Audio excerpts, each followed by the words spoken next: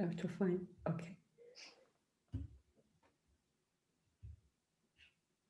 So we are live. I have my second guest today, and it's Jelena. I'm very, very happy to have you with me. So my name is Christelle Pilot, and I coach parents to recapture freedom. And I do that with helping them to build a strong team at home and to change career. So it's really the two big things I do. And right now in Germany, it's complicated because we have the school closed again. And I wanted to help and to support and asking all the experts I know in order to give some tips. And Jelena, so you are here to explain us how to adapt our environment for in order to have independent children, and I found that so just great. So first of all, thank you for being here with Yeah, me. thanks for having me. And can you tell us a little bit more about you? Where are you from? What do you do? Yeah. So, just a little correction. Sorry, I actually didn't say my name is Jelena. It's the French way of saying my name, Jelena. Yeah. And so I was born in Switzerland, but I'm originally from Serbia. And so through my own struggles as a mom, as a single mom, and as a mom, then, parenting with another who's not the dad, I went through just a lots of ups and downs. And so I myself now also guide parents, but moms, mostly moms, to calm the chaos at home with Montessori. So this piece that's like very hands-on. And then the inner work part that's like just that takes a bit more time, and really looking at those blockages, how we react to our children, why do we have so much anger, or why do we repress emotions, or those kinds of things, to kind of have a more whole approach to parenting, but especially with younger kids. So I'm really helping moms with younger children, with toddlers, until about age of 6. Okay, okay. And you have a son? I do. I have a son. Yeah, he's 5. And I'm applying. So we're going to do homeschooling really officially with Montessori this year, because of I have a certification, Montessori certification as an assistant, and that's how I kind of like dived into also Montessori and saw the huge benefits, of using Montessori at home, not in the classroom, because it's Exactly. great. But at home, there's just so many simple things that we can do. It's not about this beautiful, home Instagram, photos of, what is Montessori. It's really just so much more simple than that.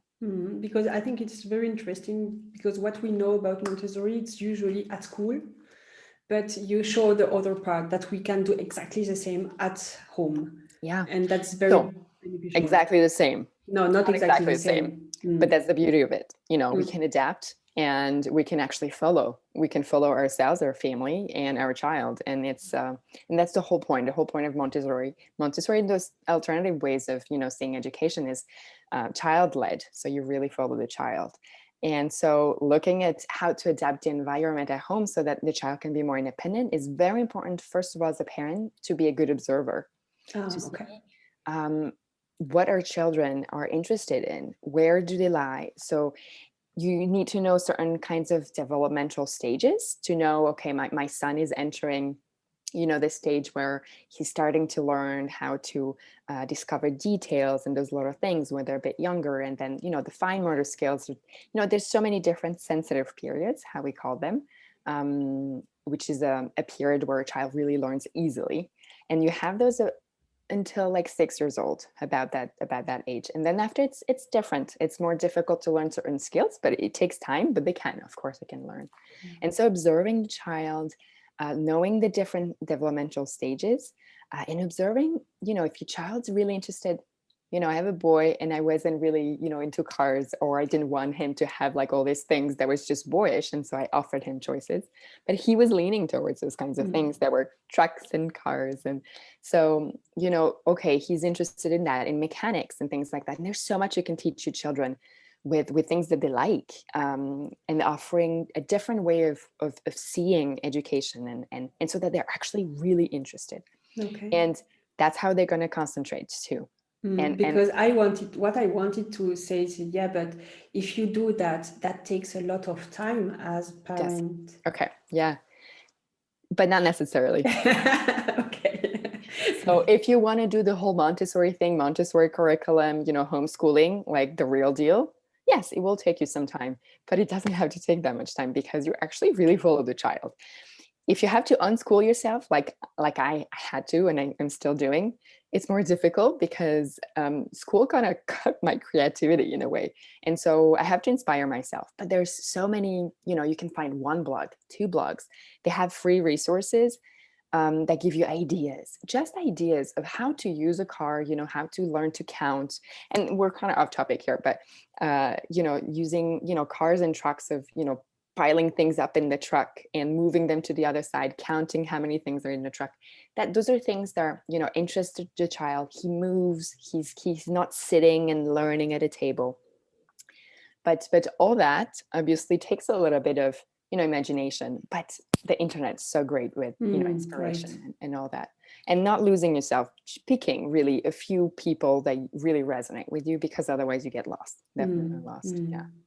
What I understand with that is that if you take a little bit of time finding what really interests your child, then he's going to be able to play a little bit longer alone as well, right? So to kind of so you observe your child to find what he's interested in.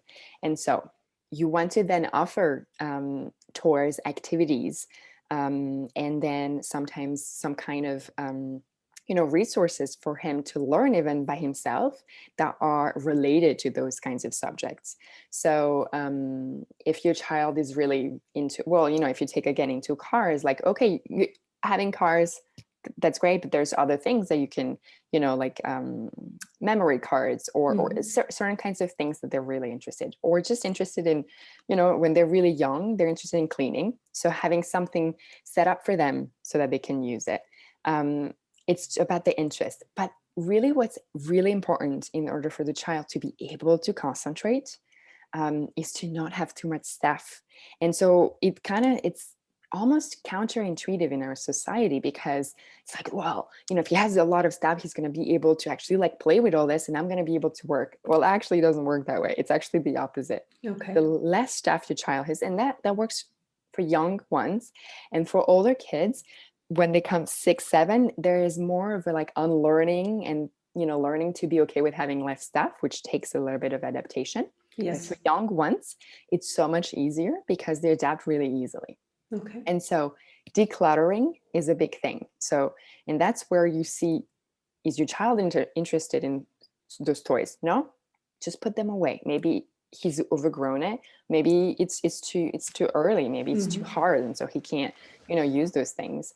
And put it in a box. It doesn't have to be complicated. You can just take 10 minutes a day. Tell yourself, I feel energetic this week. This week I'm going to take 10 minutes a day, and I'm going to look at in the living room, what are the things that I can just put away, or put away for now. You can rotate whatever works for the family, and it just, without putting too much pressure on yourself, finding the time, how much time you have during a day that works for you. Or if you have, during a weekend, your kid is one day with grandpa, grandma, with friends, you take a whole day because you feel like that's what you want to do, then you do that. Then they'll have actually more space to focus. They'll be able to find one thing, learn, okay, use it, play with that, without constantly being called from one thing Exactly. to another thing. So they have, yeah, like you said, they have enough space to focus on something, and there is no disturbance, nothing coming and taking the attention away from what they are doing right now.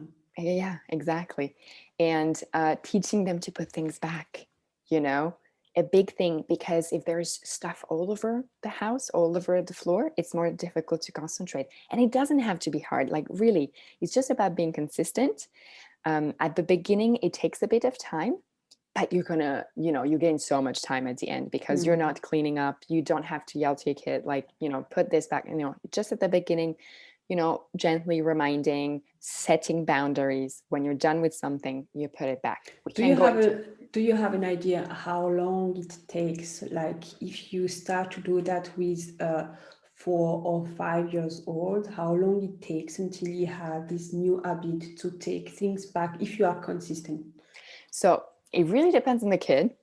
obviously, in their character.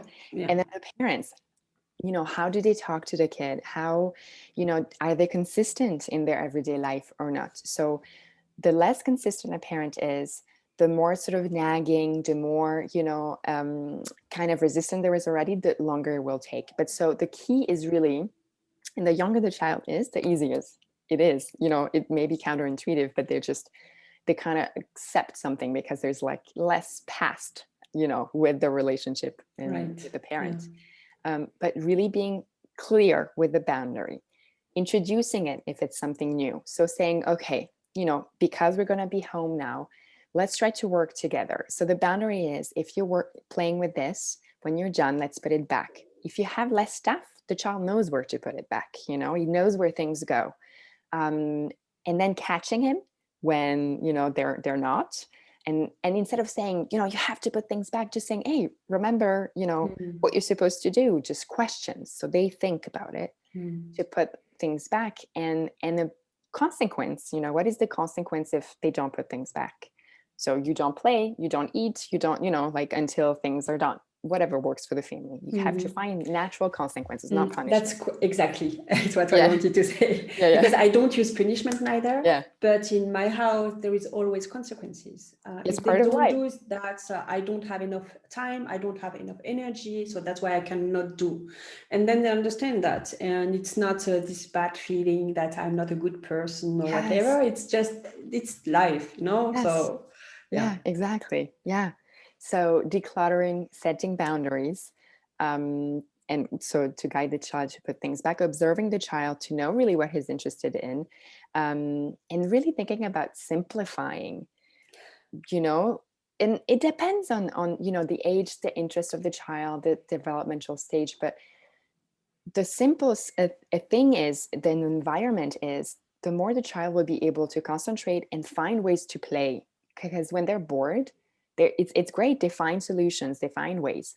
If Mm. you have to work, obviously, and you have, for example, an important meeting that's like a Zoom meeting and they can't come in, Like uh, now they cannot come well, in. setting a boundary, being clear, maybe putting something on the door, like, okay, it's red. So that means you can't, unless it's an emergency. And then, orange, if it's like, okay, something a bit different, Right. open the door. And then have something that they're really interested in, when they're, um, when they're there, something that they, and that they can't make a mess alone. Obviously, like, if the child's, 3, 4, they start to understand what that means. But the boundary and being consistent, and then spending time, like, you really want to then just say, okay, I'm done, I'm going to spend this amount of time, and be Exactly. consistent with that. So your Exactly. child's going to know, okay, mom has to work, it's really important, she's explained to me, but now I'm going to have some time with her. Yeah. I know that it's exactly what I do with my children, and it works really good, really. And I never have any problem them coming in when I am in Zoom call or whatever, because they know exactly.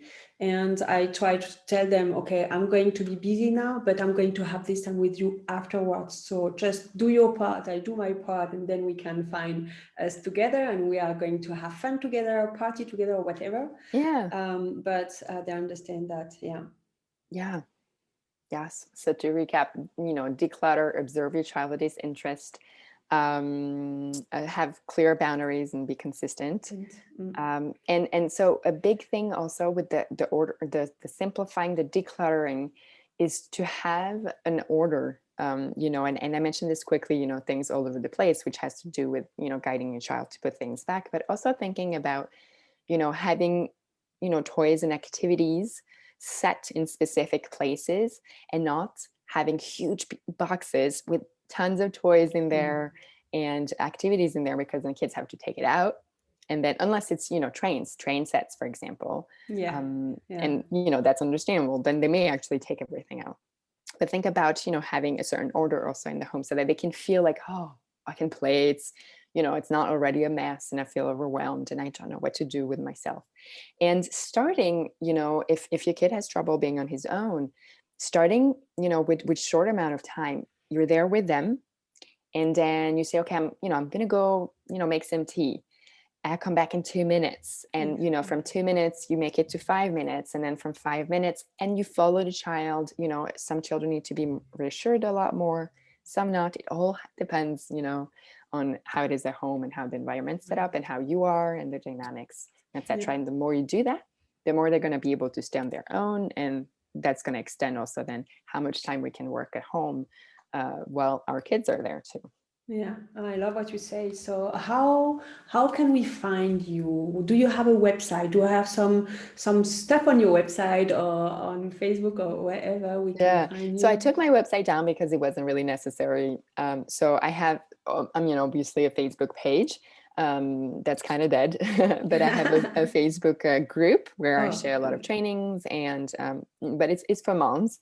Dads are welcome in the the email list, but unfortunately, more moms are just like we mentioned before. They're more moms are interested in Montessori than dads. Mhm. Yeah. Okay, so I'm going to put your Facebook group in the comment section. So then, if you want to know more, so just go there, and if you have any questions, so you can put your question under again in the comments or directly in Messenger with you.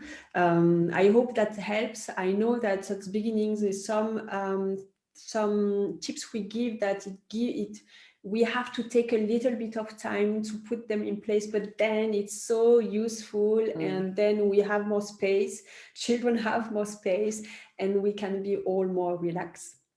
Yes. So well said. It's Okay. worth it. It's worth it. Yeah. Yeah. So thank you very much for having followed this live. I know that there is few person looking at us right now, and see you next week. So next week I have already two guests. I'm very excited as well to interview them. Bye bye, everybody.